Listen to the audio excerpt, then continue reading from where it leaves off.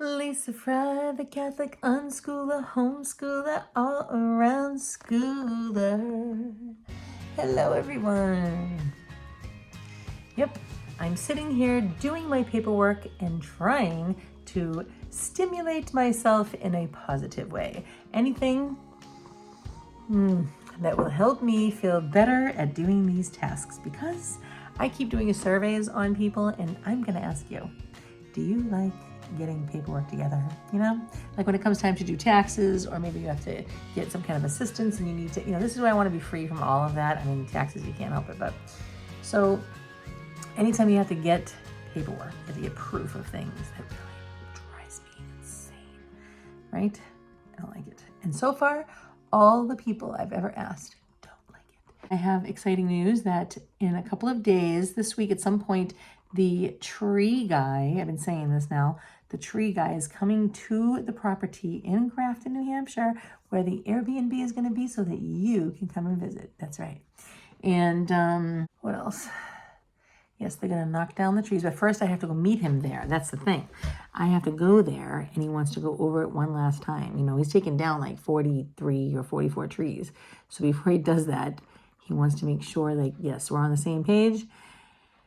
Yep, and then my rent-a-husband, Steven, guy that's helping me over there, he is working on the inside of the cabin this week. So, oh yes, before you know it, it's going to be listed, it's going to be up, and then you can come and book your stay with Summerwind, okay?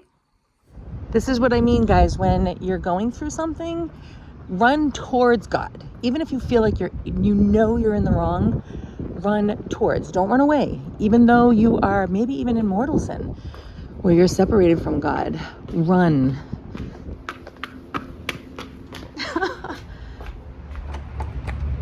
Oh my gosh, the 12 o'clock? Oh my gosh, the door's locked. Is it downstairs? I don't know. Look, there isn't a Thursday one until night. Oh my gosh. Oh my gosh. See? All right, so what I'm gonna do is there's no other mass that I know of. I am going to stay in the parking lot, and I'm gonna watch the mass on EWTN, just so that I can show God that I'm putting effort. I'm still running towards. Dang it, dang it, dang it. I really wanted to go to mass. So I faced my car towards the church, you see? Always running towards God. This is his house. It's the largest house in town. And if you don't know about EWTN, that's the Eternal Word Television Network. They have mass every day at 8 o'clock in the morning, and I think at noon, and then at 7 at night. So I'm going to listen to that. And then I have to also do I am doing a 54-day novena to the Blessed Mother. So I'll do that here too. I don't know if it's Look at this, guys. Oh my goodness, grape juice. Look, where are we going now? I have no idea. My friend Chris is taking me somewhere though. You can see the red badge on the tree. Indicating different hiking paths. Really? That she was just talking about. She probably came from that path. Yeah. Hill.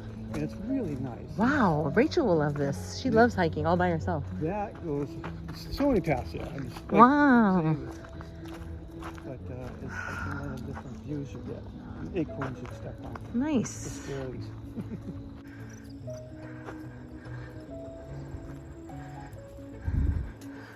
Wow. That's a go tumbling down the hill. Oh my gosh. Yes, I know. They have those little birds. It's amazing. They'll sit right on these things. I don't know really? How they do it. Yeah. Little tiny birds that small? With the little orange. This is wonderful. Look at the view. And we're still going. We're still going, yeah. Beautiful hill. Oh my gosh, look at the view. Oh my gosh. Look at that. Look. Did you know that was there? No, it's been a while. This since view. I've been up here. It's beautiful, isn't it? So that was a true response? That's where I work. Oh. Wow. And look, there's chairs, guys. Let's go and sit down. Holy Toledo. This is definitely a wonderful, wow. Isn't this great? Oh, Peaceful. that's why you never know, everybody, what your day is gonna look like. Thank you. Thank you, Chris. I did not know that I would be here today looking at this beautifulness. Honestly. There's a big Christian retreat over there. There's those little grass openings. Yep. I think it's right over there. And you go online, and I believe it's Catholic. Oh, really? Yep.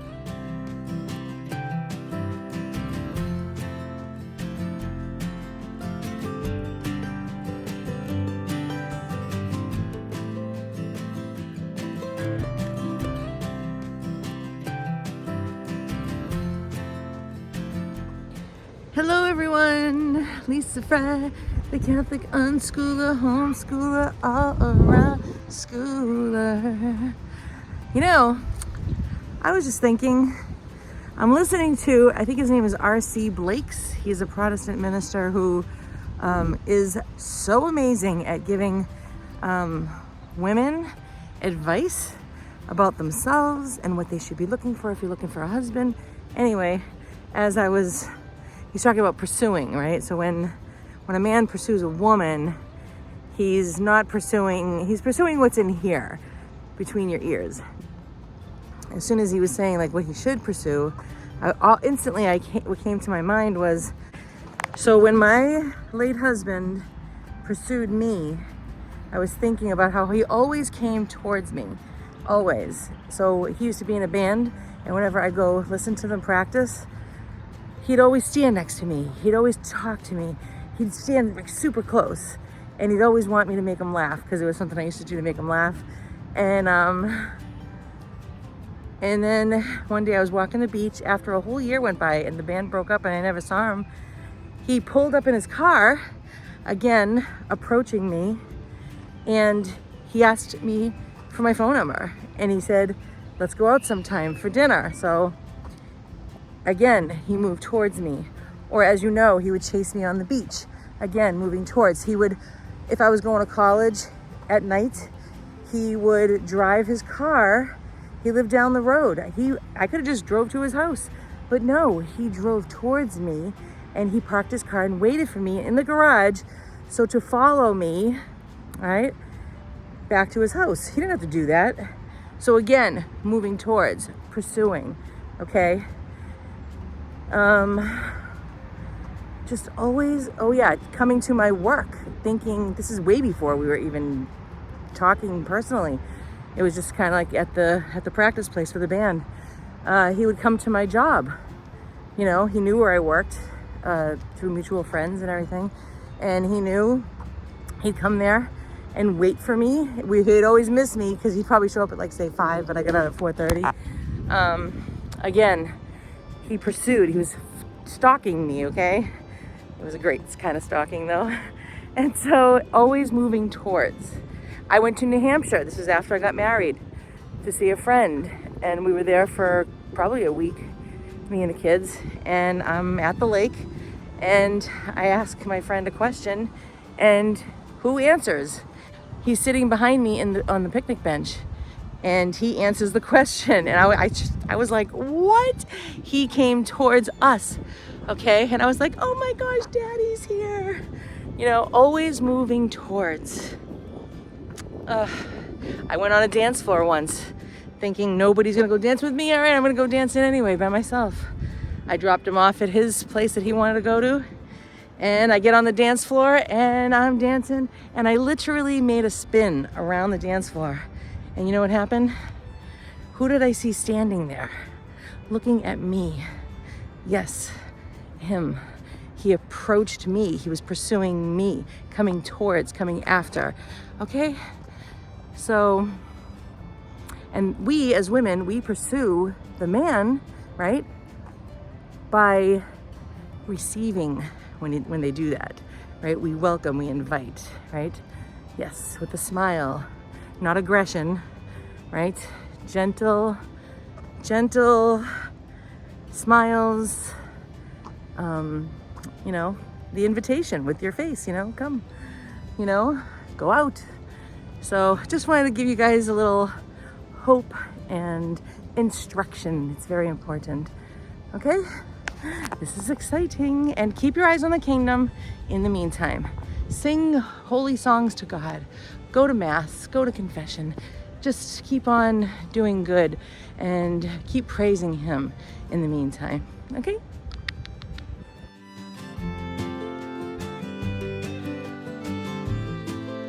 Mister, do you know who you look like? You do. You look like the Grinch. You do. You have a face. When you look at me with those yellow eyes, here's the wind. Wind, Mr. Kitty. Whoosh. You have the Grinch's face, Mr. Mister. You do. Tail, Mr. Tail. You like sitting in the sun, honey? Oh, we can't resist, Nana. What are we doing right now? Well, if you know me, I love to put Christmas lights all throughout the kitchen like a night glow, like a nightclub, if you will. And it adds a very cozy, romantic setting when you have your family here and their friends, and it's very cozy. And they always compliment it and they love it. So for the fall, I am taking out the Christmas ones, and so purple and then orange and then purple and so forth for the party. But I don't know, I just have not wanted to celebrate anything. Like when I say anything, maybe a feast day in the church. I just don't, my heart isn't into things, you know? All right, so now I'm gonna find orange. Hopefully I have all the lights that I need. Be careful of these lights, they get hot and it is dangerous. So, all right, I'll show you the end result in a moment. Oh man, I can't find all my orange ones unless I know where they are. They're in Sarah's bedroom. I remember that. Right, all purple it is. It's gonna look ridiculous, but Mister, what are you doing out here? You hear the birdie, Mister? So as I am putting up the lights, I feel like I need, you know, we all need to, so the highest worship someone can do to God is to eat, right? When he says, eat my body, drink my blood, whoever does this has life in them, right? That's the highest worship you could do, is actually eat God. That's right. In the Catholic faith, we actually eat God. So if you don't eat God, you're the other ones that, the other disciples that, what do? They walked away. And Jesus wasn't like, wait a minute, did they think I meant to eat my body? Like actually, like physically? Hey, wait, that's not what I meant. He didn't at all defend himself like that. He looked at his apostles and he says, what are you gonna do? Like, hello. So that's the highest worship. But in the meantime, you can also worship in song. So I'm going to do that. I wish I could, I mean, I guess I could put on the TV, but I'm going to play worship music. And because I am feeling anxious about many things in life, I figure that the way we get over those things are by thanking God, right? And praising him most of all. My father always taught me that the way we approach God before we thank him is to praise, right? So our Father who art in heaven, hallowed, right? Holy, hallowed be thy name, right? So we're praising him. So that's what we're gonna do. We're gonna praise him right now, and that will be like so say your soul had a bunch of empty slots. Say our body was, these are just my imagination right now, but imagine if like we had all these compartments, right? And you could slide them out like this. Some of mine would be empty, you know, and I can feel it. It's like you can feel the breeze coming through, and you're like, oh, you know what I mean? It hurts. Oh, you know what I mean? These are the thoughts that go through my head. Maybe it's temptation. It has to be, and it's like worrying and anxiety, and so like I want to fill up those empty slots with praising God. You see? So when I praise him, it fills me. And I praise him and it fills me and it stays put. So we're going to keep doing that right now. So go ahead, worship the Lord in song. so lame without the orange ones. They probably look orange or red, but they're actually purple. You know, yeah, they really are. That's purple. These were supposed to, I don't even know. You know what? They're so old, they're changing colors, but it's supposed to be purple and orange. So I really like this nighttime glow, you know? I'm listening to this song called Trust in God. I trust in God, my Savior, He's the one. He will never fail. He will never fail. I trust in God. I mean, right? We have to. What else? I mean, think about it, right? It's not only like, what else are we going to do? It's like, why are we even here? Like today I went out with my friend Peter for coffee this morning, and I'm sorry I'm in the dark, but I don't want to spend money to National Grid. So I was saying, you know, like, think about it, right? Like, why do we have compassion? Like, so it has to be more than just a big bang. Like, yes, God spoke and bang, it happened. So I see why they're trying to like figure out like the scientific way about all that. But without God, why do we love? Why do we hate? Why do we have compassion? Why do we have forgiveness? Why do we have mercy?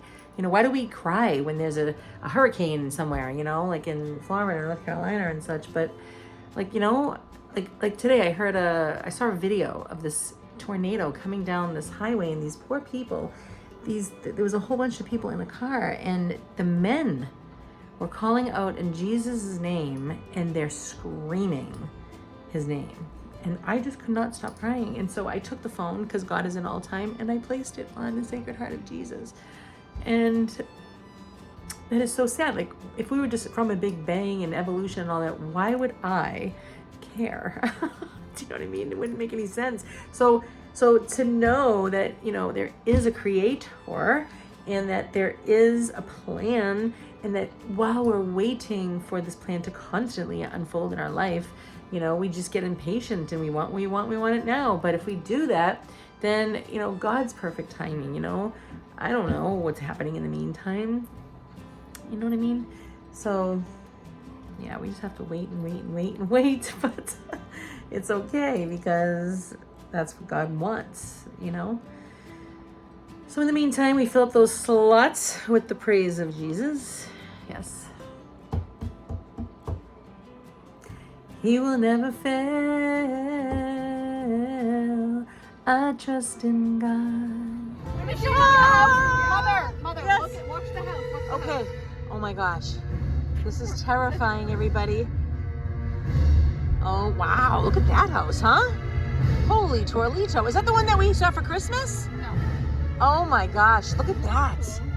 Oh my gosh. Look at the eyes. Wait, go slow. Go slow. Whoa. Ew.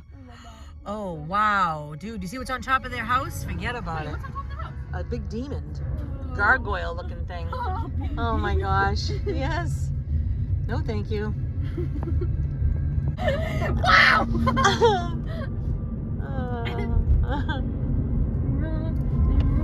Do we invite? And I think she was implying. Oh, I feel like I haven't seen outside at night. This is amazing. Look at everything.